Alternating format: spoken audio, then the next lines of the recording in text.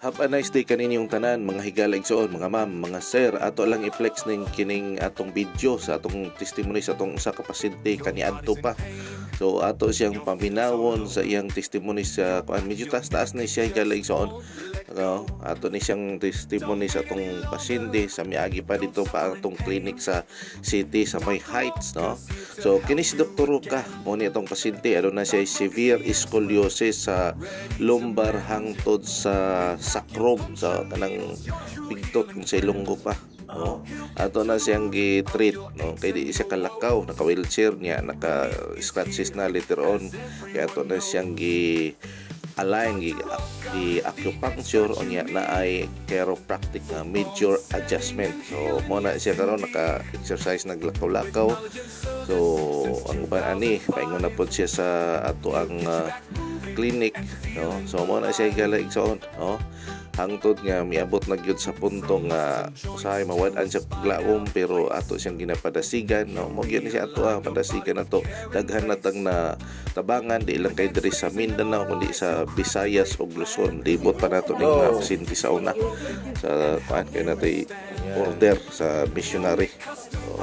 So na siya guys, atong paminaw ni testimony. Ganang pangalan sir? Anthony Mantahinay. Ganang pag imong gibating sakit sa una? Yes, ako severe scoliosis. Dili ko palakaw sa una kay grabe kasi ito. Magkaon ko, magkapa lang. Naparang joker din, magaling tubig. Tapos, piniliver. Kasi maginom ko kanang kusog na piniliver. Hindi siya ka-dulot. Sakit siya. Kaya sa mga diba, x-ray, nakainin din na severe. Listener, mga fans, si Dr. Ruka, ini siya, magsaklay ni siya, napay porsyon nga mag-wheelchair siya, no?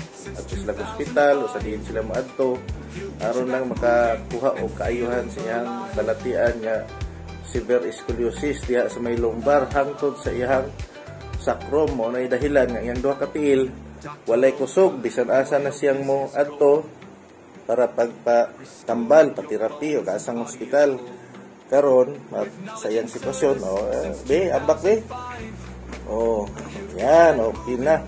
Sa una, paglisod og lakaw, patumba pa gani og buhian, napay iyang sa to, paduha ka scratches, karon nagibiyaan na. Okay na, ulit ng paminaw. Salamat kay Dr. Roca, kay Christian, kay wala din siya. So, salamat din niya. Nasa kaya nga mag-ayos sa mga problema na karon. So, salamat po sa pamilya, sa mama, sa papa, sa suporta. Salamat. Ito na yung Mantahinay. Mantahinay, taga diin? Taga asa? Sarangani, Alabel. Sa Factory. Sarangani, Alabel. God bless.